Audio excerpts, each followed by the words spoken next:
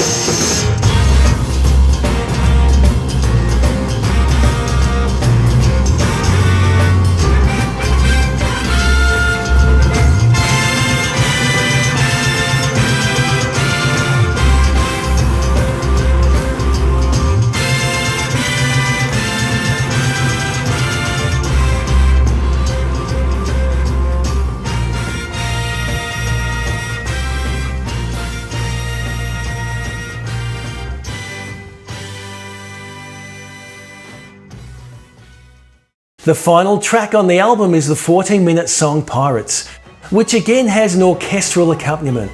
The piece remained an occasional part of the trio set throughout the 1990s. Emerson wrote the music and Lake suggested that the song should feature a pirate theme, as to him, Emerson's music brought images of the sea and visions of pirates.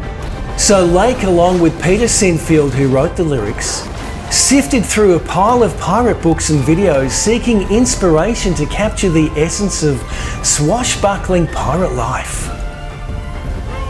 The completed song described a quest to capture a sailing ship carrying gold, silver and other treasure off the South American coast, with the final line being, "Gold drives a man to dream."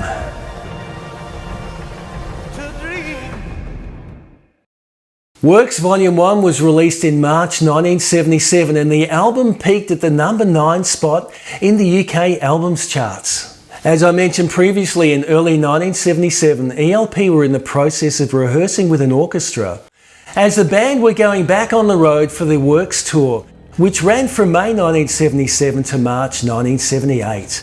And the plan was to return to the concert stage with a 70-piece orchestra, the aim of which was to faithfully replicate the sound of the Works Volume 1 album.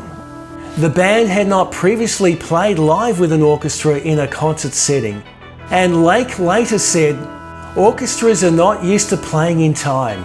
They really couldn't play in time at all with us, so in the end we had to play in time with them. We had to follow the conductor, which was a bit unnerving." Ladies and gentlemen, Emerson, Lake, and Palmer. The whole of your life you're used to coming in on time, and then all of a sudden you find that beat number 1 is actually halfway into beat number 2, and you have to sort of delay your instinct to play. The orchestra significantly expanded ELP's live show, which now amounted to 140 people, comprising of musicians, technicians, riggers, drivers, pilots, chefs, and their own doctor, and they now required a small fleet of buses for the entourage, 12 45-foot trucks to carry the equipment, and an entire hotel for accommodation. Before long, the band's management realised that the huge overhead costs meant that the tour was now running at a loss. The cost turned out to be astronomical, and financial costings for the tour hadn't been done. It was a grand experiment which did produce impressive shows, but just after 12 concerts, 3 weeks into the 10-month tour, the orchestra was dropped from that point forward. The only exceptions were 3 later shows at Madison Square Garden, plus 1 at Olympic Stadium in Montreal, Canada, which was recorded and released as the live Emerson, Lake and Palmer in concert. The last mentioned show was attended by an estimated 78,000 people, the highest attended Emerson, Lake and Palmer concert as a solo act. Following the reluctant decision to drop the elaborate show, the orchestra did let ELP know that they were genuinely having a fantastic time and were happy to continue performing free without payment. But unfortunately, due to union regulations, the band's management had to decline this generous offer. Lake later said, "No one could really predict the expenditure. You have 140 people on the road. We had our own doctor. I think we had 11 tractor trailers, one of which was only carrying spares. And it was an enormous undertaking. The tour cost us $3 million of our own money back then. It was a hurtful amount. In the end, it proved to be just so unwieldy. So eventually, even though we were selling out the shows, we were losing a vast amount of our own money. So we decided to continue the tour as a 3-piece. What we discovered was that, strangely enough, the public enjoyed the 3-piece shows more. The shows were better and better with just the 3 of us." Emerson said, "Musically it was like the bottom dropping out of my world when we had to drop the orchestra. I was very worried when we did the first gig without the orchestra because I thought the audience would feel cheated. In fact, they loved it. That made me feel better. ELP recorded one more album in 1978 called Love Beach, and then disbanded in 1979, after which Emerson began to work on a variety of solo projects. Works Volume 2 was the sixth studio album by Emerson, Lake and Palmer, and was released later that year in November 1977. Unlike Volume 1, Works Volume 2 was a single album and was basically a compilation of leftover tracks from other album sessions. 3 songs: Tiger in the Spotlight, When the Apple Blossoms in the Windmills of Your Mind, I'll Be Your Valentine, and Brain Salad Surgery were recorded back in 1973 during the Brain Salad Surgery album. One of the standout tracks was Lake's I Believe in Father Christmas. However, this song was actually recorded as a solo effort by Lake back in 1975 and was not an ELP song as such. The video was filmed in Israel at the Dead Sea Scroll Caves, which Lake later said involved climbing across a ledge and then a 2-foot wide path with a 300 or 400-foot drop on either side. He said he was mad to do it, but the cameraman walked across and he felt compelled to follow. Although this piece is considered by many prog fans to be the most popular prog rock Christmas song, it actually has some dark undertones, as Lake, with the help of Peter Sinfield, wanted to write a song against the commercialism of Christmas. They sold me a dream of Christmas. They sold me a silent night. They told me a fairy story till I believed in the Israelite. And I believed in Father Christmas. And I looked to the sky with excited eyes. Then I woke with a yawn in the first light of dawn, and I saw him in through his disguise.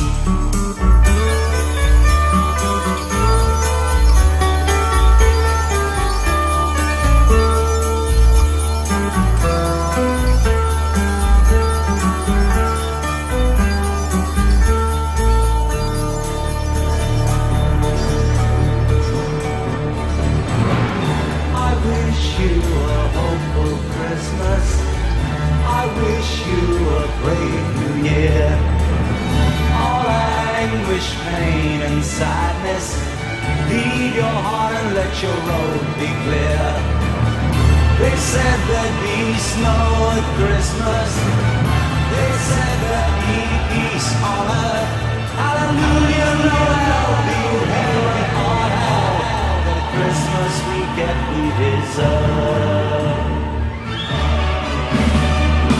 And you may remember that the video also contained some disturbing footage of ammunition being fired near the end of the piece.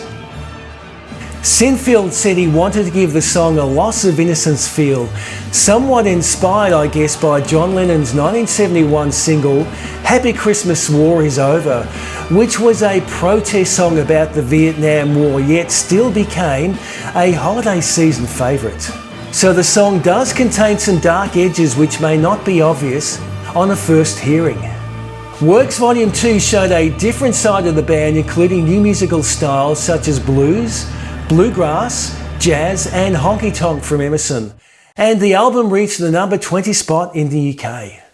Emerson's solo career included the release of his debut album Honky in 1981, which was recorded in the Bahamas with local musicians and reveals a lighter, more humorous side of Emerson. But for me, the standout track is the Baroque-inspired Bach Before the Mast, which several times briefly references a sailor's hornpipe before returning to a glorious and spectacular homage to the great J.S. Bach.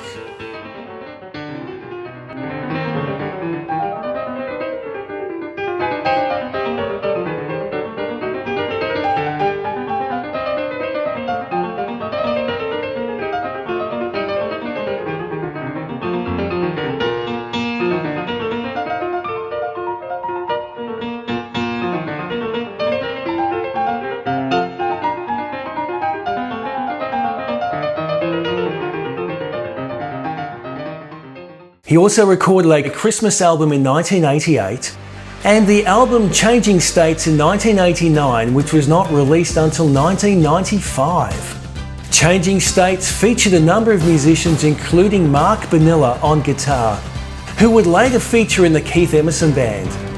The album included early versions of several songs which ended up on the 1992 Black Moon album and marked the return to a heavier sound in some songs, such as in the track The Church, which I'll speak about shortly.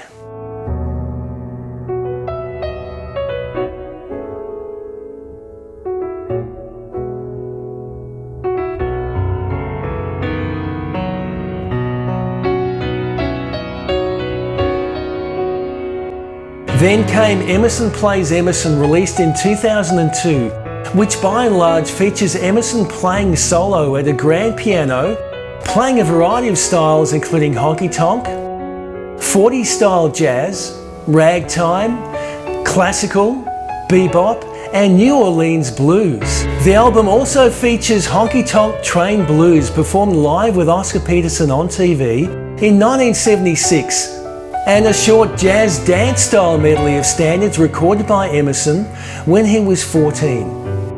If you like this sort of music and haven't heard this album before, give it a try, because you may be pleasantly surprised by these pieces which demonstrate Emerson's compositional diversity as he wanders between a captivating multitude of genres with mastery and wisdom. It's Emerson being himself, more personal, reflective, and in many ways, more profound. A few years later, the Keith Emerson Band evolved, which featured Mark Bonilla on guitar and vocals, and produced fresh material with a solid rock feel.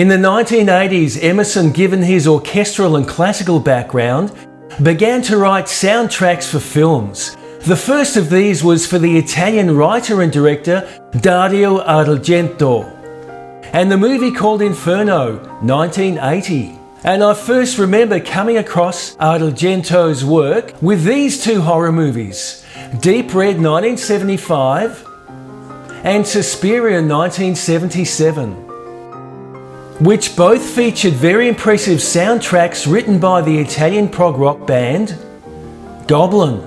But on this occasion Emerson got the gig, and you may recall that the most well-known piece, Mater Tenebrarum, Mother of Darkness, which I think musically captures the essence of an Italian horror movie of the 1970s and uses Latin phrases to describe images of darkness, foreboding chaos and peril. Here is a video of Emerson performing this piece with the choir, and I'll also include a translation on the screen for some of the key Latin phrases which are sung.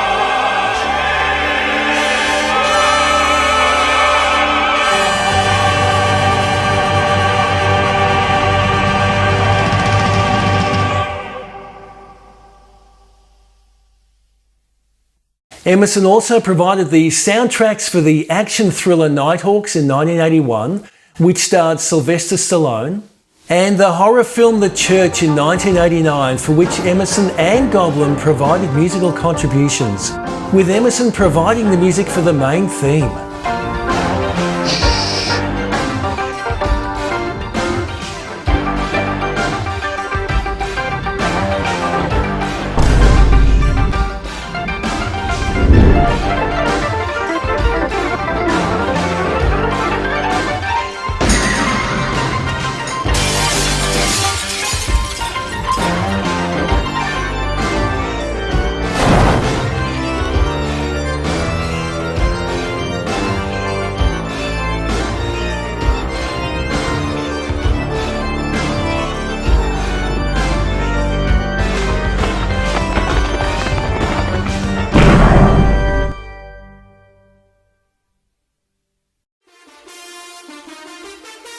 In the mid-1980s, Emerson formed several short-lived supergroups, the first being Emerson, Lake and Powell, with Lake and ex-Rainbow and Whitesnake drummer Cozy Powell. This outfit had a reasonable amount of success with a sound which was probably close to a classic ELP sound. Unfortunately, Cozy Powell died in 1998 while driving on the M4 motorway near Bristol in the UK during bad weather. He was age 50.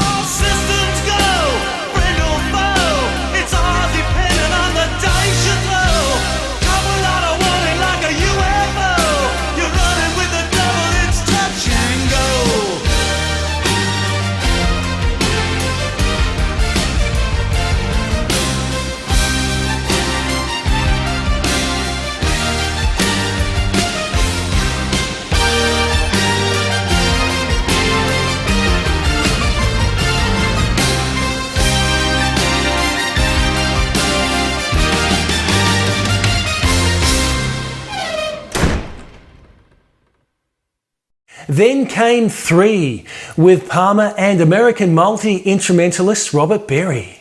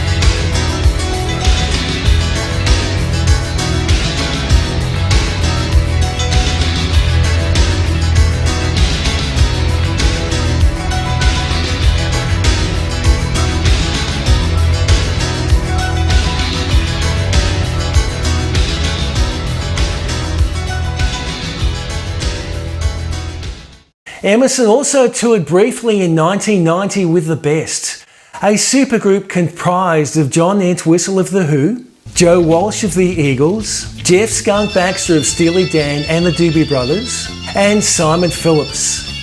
This outfit performed cover songs from each of the members' past bands.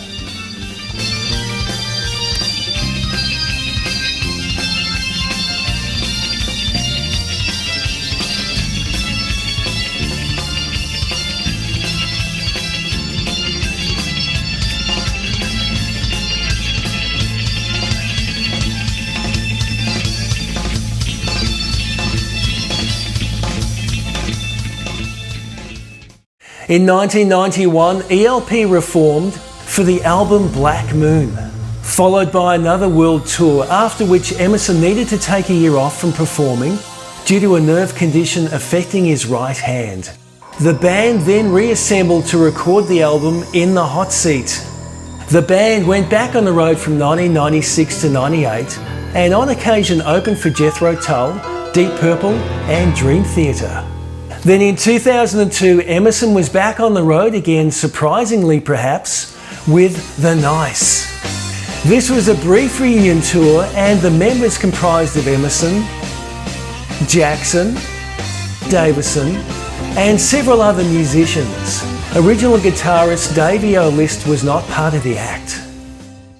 3 concerts were performed in all.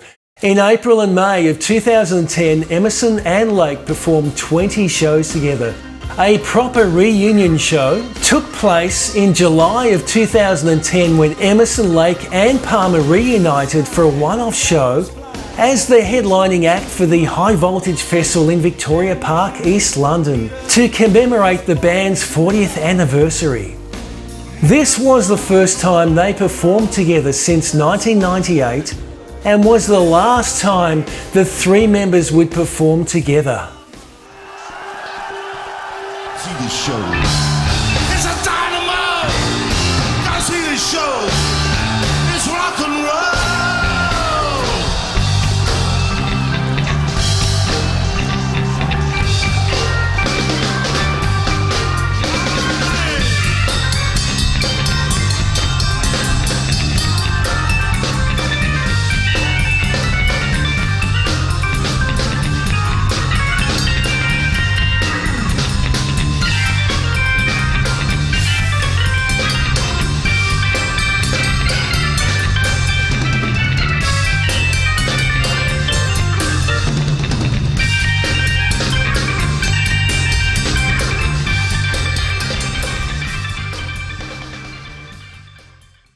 The return could have led to a reunion tour, but once it was done, Carl Palmer decided to return to his band, ELP Legacy. This is the last photo of Emerson, Lake and Palmer as a band, taken immediately after their last show on 25th of July 2010. Emerson also made his conducting debut with Orchestra Kentucky of Bowling Green, Kentucky in September 2013 at his 70th birthday tribute concert at the Rockville Centre, Long Island, New York. Emerson used a variety of electronic keyboards during his career, including several Hammond organs and synthesizers by Moog Music, Yamaha and Korg. From time to time he also used other instruments such as pipe organs, a grand piano and a clavinet.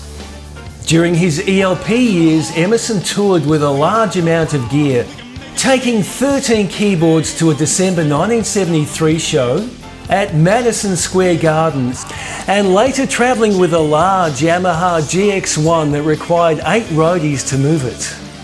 As I mentioned in part 1 of this series, Emerson owned a Hammond L100 organ, but in fact he actually owned a number of these in various states of repair. Spares, if you like, to support his live act as they received a degree of mistreatment in live performances.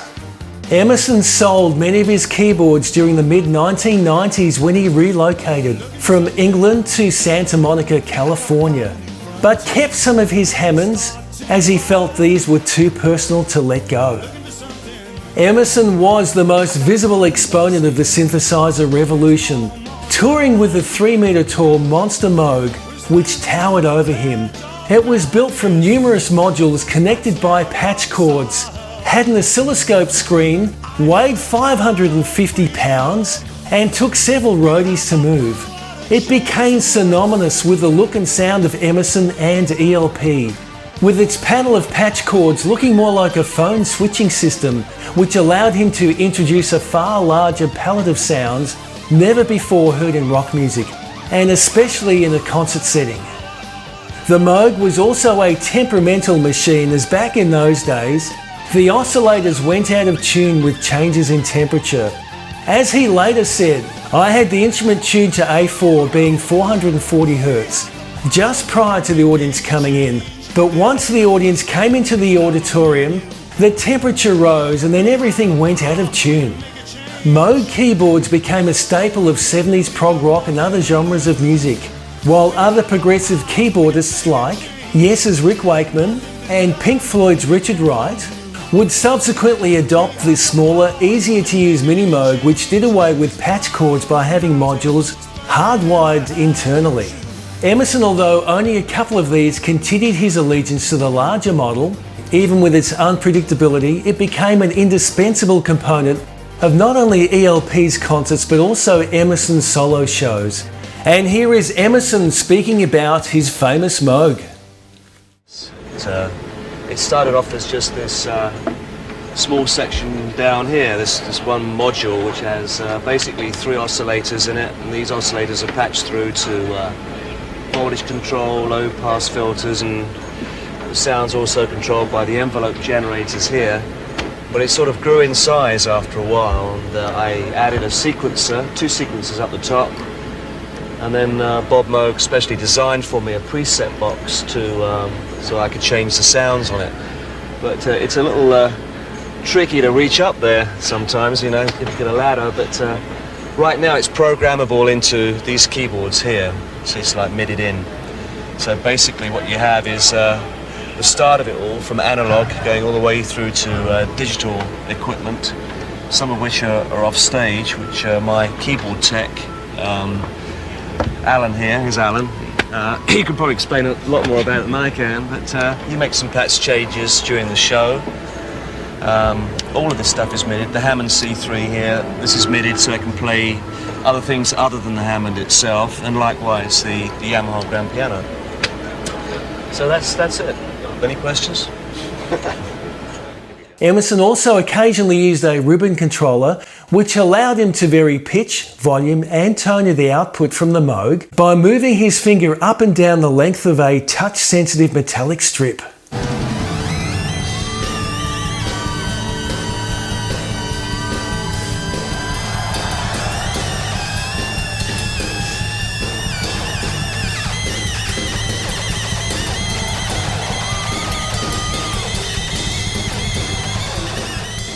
Founder Robert Moog left Moog Music in the late 1970s, citing corporate politics as his reason for his resignation. With the Moog father figure no longer present, Emerson began to use synthesizers made by other companies, including Korg, and also became an endorser for this company. At the time, Emerson said Bob decided to leave Moog Music, and I felt that if I couldn't deal with him, it was hardly worth continuing with the company. Moog then went into financial difficulties as Japanese companies such as Korg, Yamaha and Roland were able to produce analog synthesizers of comparable ability, but at a far lower price. Another compounding issue for the company was that Yamaha released the new generation digital synthesizer, the MIDI interface DX7, in 1983, which was a technology Moog had no answer for.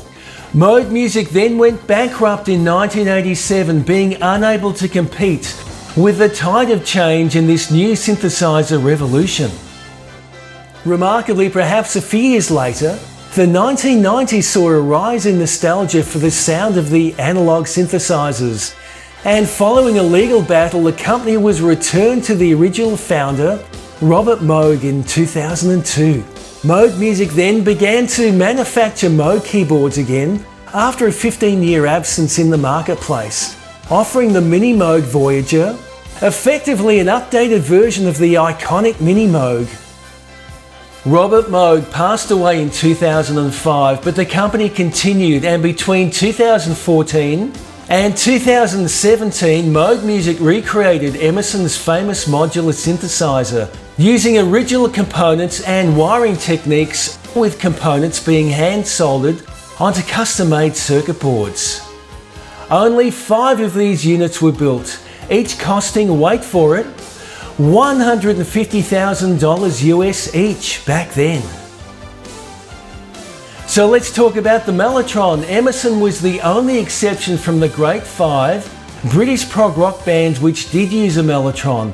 The others at the time being Yes, Genesis, King Crimson and Pink Floyd.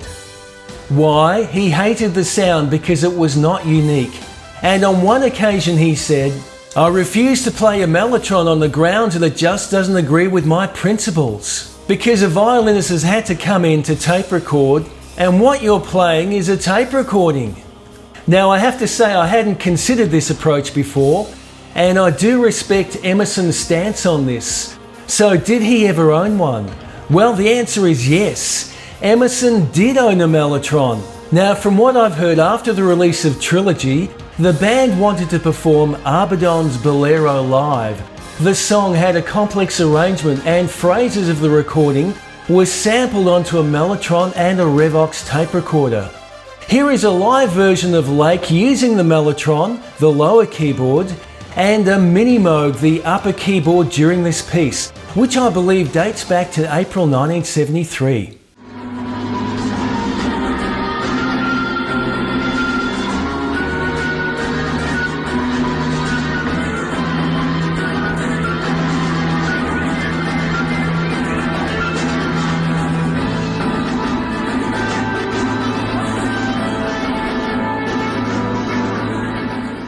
Apparently, the second time the band performed this in front of an audience, the Revox and not the Mellotron broke down, and the band ground to a halt to everyone's surprise. There was a big argument after the show, and following this, the piece was never performed again. Emerson later said, "I would have trashed the Mellotron, but I gave it to Greg instead." Now, I'm not going to name all the keyboards Emerson owned, as there are many, but here is a list of equipment which went up for sale in the mid-1990s when Emerson decided to leave England and move to California.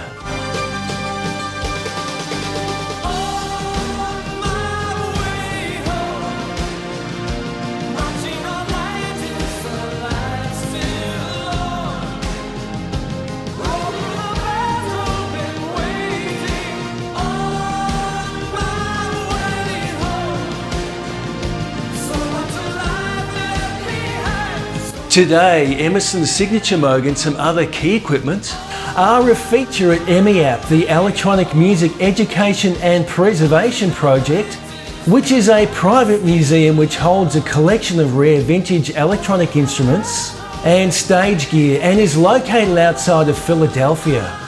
To the left of the Moog is a beat-up Hammond L100 organ with daggers jammed into the keyboard. On the right of this photo is Emerson's legendary Tarkus organ, a Hammond C3 customised by Al Goff from Goff Professional. As I mentioned in part 1 of this series, Emerson was quiet, soft-spoken and articulate, but once described himself as an egomaniac.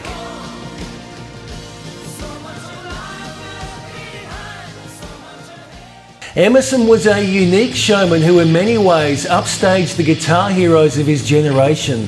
Whether rocking his keyboards back and forth, leaping across the Hammond or playing from a prone position with the organ on top of him, he transfixed his audiences in a keyboard parallel of what Jimi Hendrix and Pete Townshend did with their guitars at the time.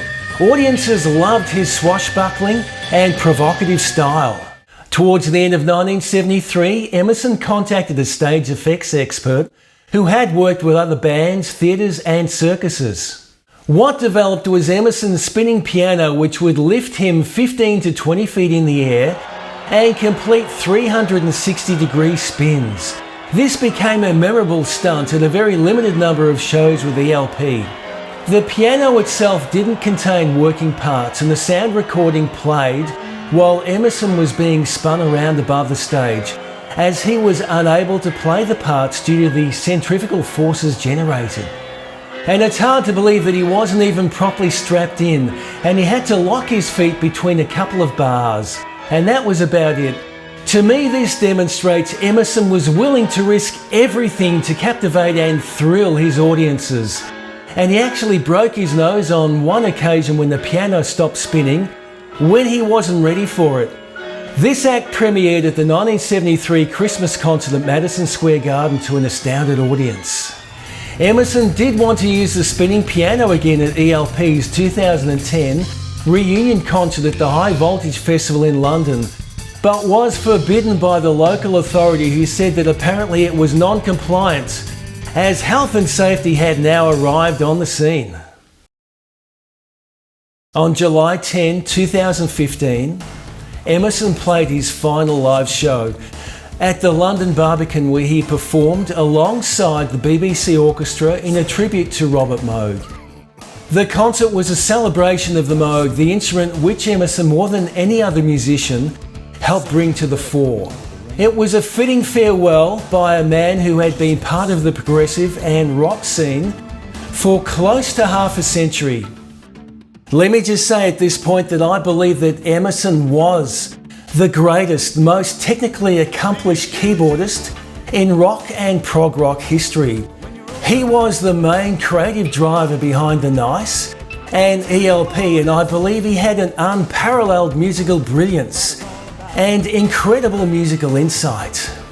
He could play all styles brilliantly, including classical, rock, jazz, blues, bebop, boogie woogie, and honky tonk.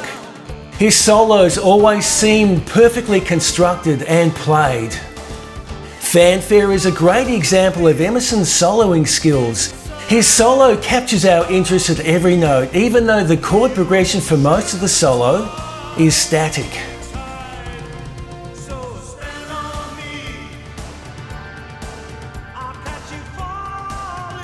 As I touched on earlier, Emerson did have some health issues.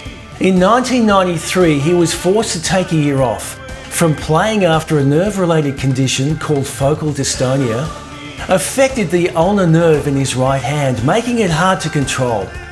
This is a neurological condition which affects a muscle or group of muscles, causing involuntary muscular contractions.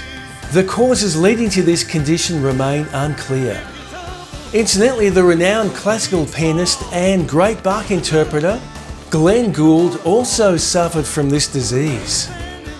And during the recording of In the Hot Seat, released in September 1994, Emerson had to overdub the right-hand parts with his left hand.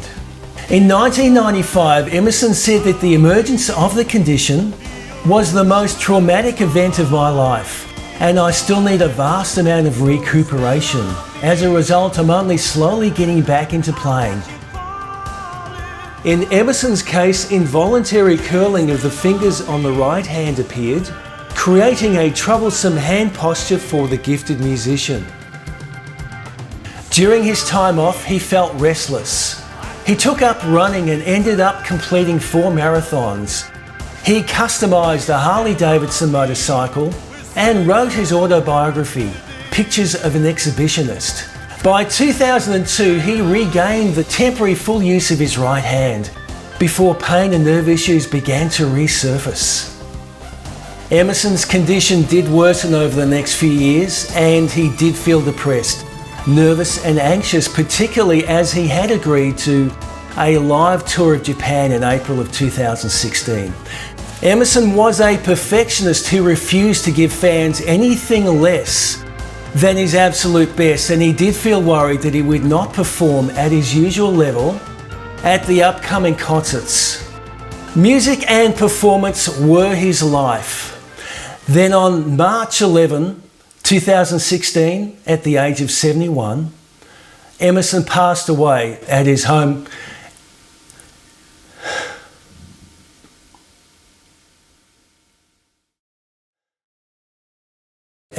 in California. And that's all I'm going to say about that. I don't really have another hobby. I used to have a hobby in photography and fishing, but now I've only got time to devote my whole life to music. I couldn't imagine doing anything else.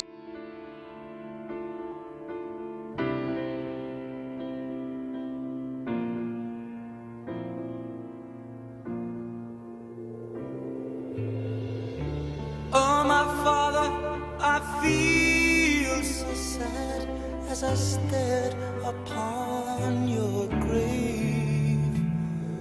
I weep for the things that you never had and the past that you never paid.